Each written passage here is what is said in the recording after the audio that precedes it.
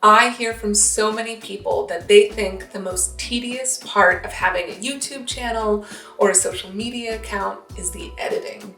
So in this video, I'm going to give you just a couple of tips that's going to help speed you up, and your edit is going to go faster every time. And if you're new here, then welcome. My name is Adrienne, and I make tutorials on video editing. If you would like a few more tips for beginners, like you'll see here in this video, then check out the description box below, and let's get into it.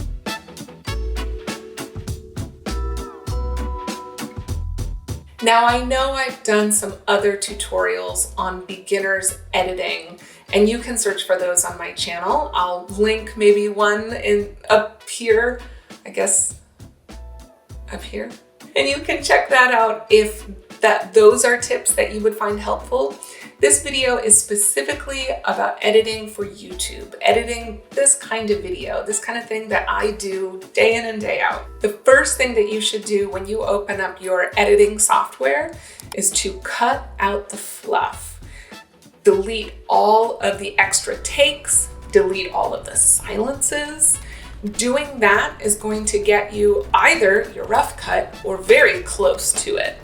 For YouTube videos, I really like using the text transcript feature that's in Premiere Pro.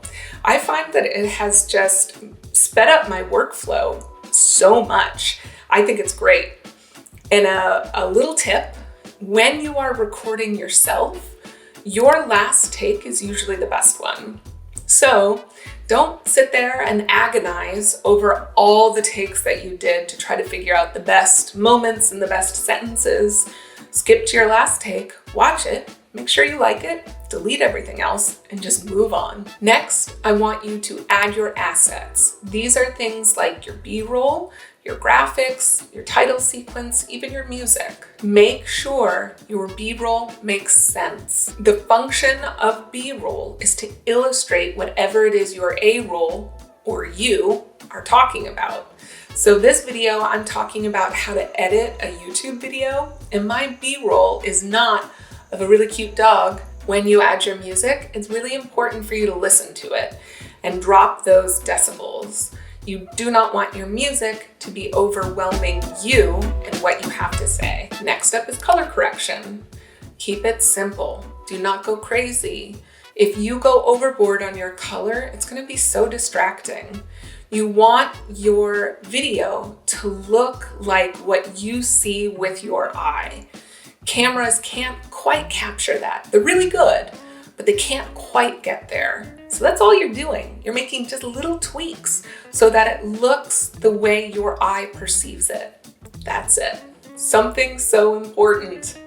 Watch your video before you export it.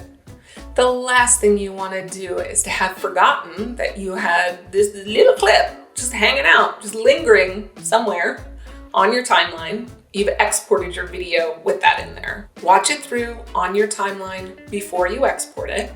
And then after you export it, you can either watch it through again. Personally, I spot check it after I export and just click through in 4 or 5 different places and make sure it looks good. When you export, make sure that you use proper export settings. Most editing softwares have really good presets for YouTube. Use them. You can trust them. It's just important that you remember to select them before you export. And finally, make sure that you pick a destination for your file when you're exporting it, so that you don't export it and then it just gets lost in the depths of your computer somewhere, and you go to the search bar and you still can't seem to find it.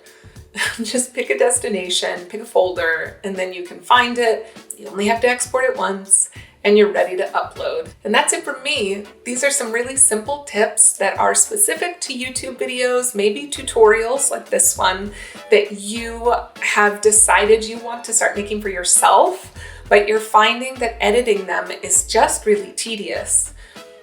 For these kinds of videos, your editing can be really simple, it can be really straightforward, and I hope that these tips help you to develop your own workflow, and you can get faster and faster and get back to doing the work that you really love which is the content that you're creating. Maybe not necessarily the editing, even though I really love it. If you found this video helpful, I hope you give it a thumbs up. Please subscribe if you'd like to see more. I'd love to see you back, and I'll see you in the next one.